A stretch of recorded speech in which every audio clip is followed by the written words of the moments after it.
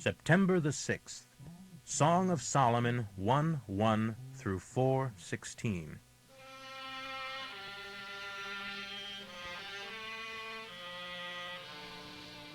This Song of Songs, more wonderful than any other, was composed by King Solomon.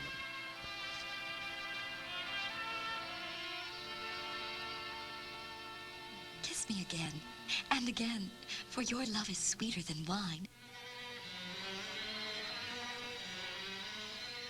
How fragrant your cologne, and how great your name. No wonder all the young girls love you. Take me with you. Come, let's run.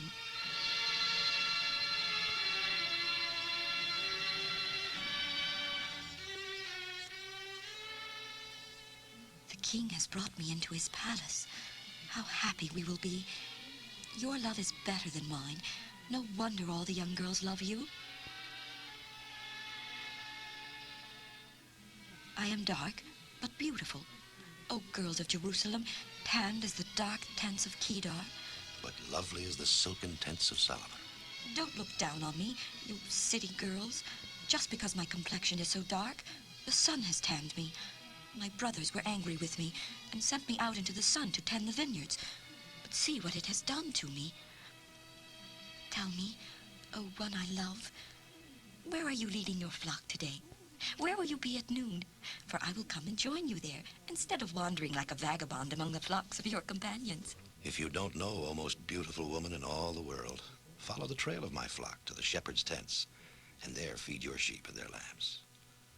What a lovely filly you are, my love. How lovely your cheeks are, with your hair falling down upon them. How stately your neck with that long string of jewels. We shall make you golden earrings and silver beads. The king lies on his bed, enchanted by the fragrance of my perfume. My beloved one is a sachet of myrrh, lying between my breasts. My beloved is a bouquet of flowers in the gardens of Engedi. How beautiful you are, my love. How beautiful. Your eyes are soft as doves. What a lovely, pleasant thing you are, lying here upon the grass, shaded by the cedar trees and firs. I am the rose of Sharon, the lily of the valley. Yes, a lily among thorns. So is my beloved as compared with any other girls. My lover is an apple tree, the finest in the orchard, as compared with any of the other youths. I am seated in his much-desired shade, and his fruit is lovely to eat. He brings me to the banquet hall, and everyone can see how much he loves me. Oh, feed me with your love, your raisins and your apples, for I am utterly lovesick. His left hand is under my head, and with his right hand he embraces me. O girls of Jerusalem, I adjure you by the gazelles and deer in the park that you do not awaken my lover. Let him sleep. Ah, I hear him, my beloved. Here he comes, leaping upon the mountains and bounding over the hills. My beloved is like a gazelle or young deer. Look, there he is behind the wall, now looking in at the windows. My beloved said to me, "Rise up, my love, my fair one, and come away. For the winter is past, the rain is over and gone. The flowers are springing up, and the time of the singing of birds has come. Yes, spring is here. The leaves are coming out, and the grapevines are in blossom.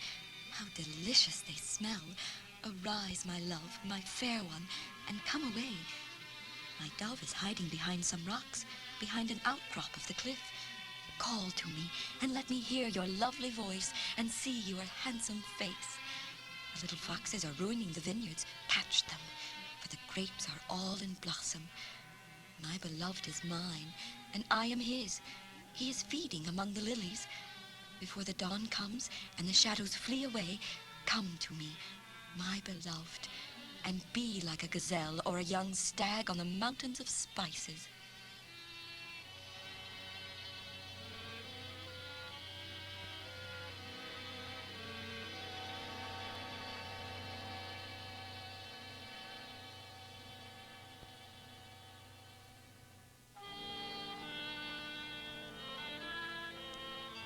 One night, my lover was missing from my bed.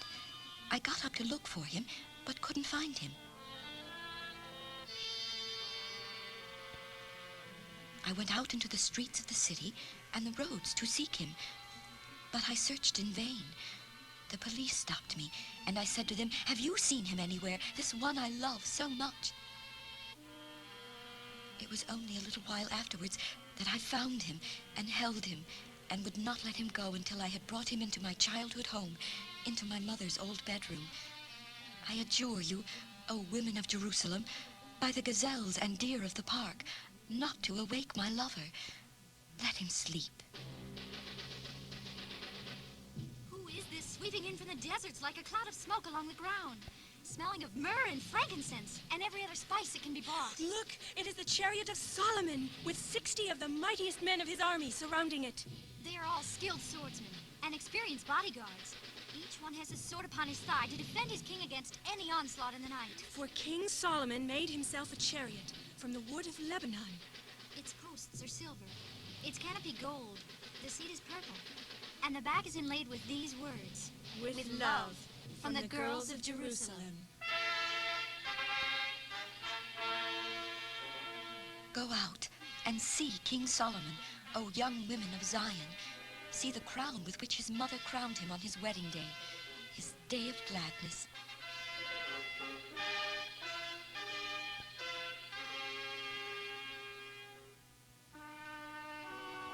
How beautiful you are, my love. How beautiful. Your eyes are those of doves. Your hair falls across your face like flocks of goats that frisk across the slopes of Gilead. Your teeth are white as sheep's wool, newly shorn and washed, perfectly matched without one missing. Your lips are like a thread of scarlet, and how beautiful your mouth. Your cheeks are matched loveliness behind your locks. Your neck is stately as the Tower of David, jeweled with 1,000 heroes' shields. Your breasts are like twin fawns of a gazelle, feeding among the lilies. Until the morning dawns and the shadows flee away, I will go to the mountain of myrrh and to the hill of frankincense. You are so beautiful, my love, in every part of you. Come with me from Lebanon, my bride. We will look down from the summit of the mountain, from the top of Mount Hermon, where the lions have their dens and panthers prowl. You have ravished my heart, my lovely one, my bride. I am overcome by one glance of your eyes, by a single bead of your necklace. How sweet is your love, my darling, my bride. How much better it is than mere wine. The perfume of your love is more fragrant than all the richest spices. Your lips, my dear, are made of honey. Yes, honey and cream are under your tongue, and the scent of your garments is like the scent of the mountains and cedars of Lebanon. My darling bride is like a private garden, a spring that no one else can have, a fountain of my own. You are like a lovely orchard bearing precious fruit, with the rarest of perfumes, nard and saffron, calamus and cinnamon, and perfume from every other incense tree, as well as myrrh and aloes and every other lovely spice. You are a garden fountain, a well of living water, refreshing as the streams from the Lebanon mountains. Come, north wind, awaken. Come, south wind, blow upon my garden and waft its lovely perfume to my beloved. Let him come into his garden and eat its choicest fruits.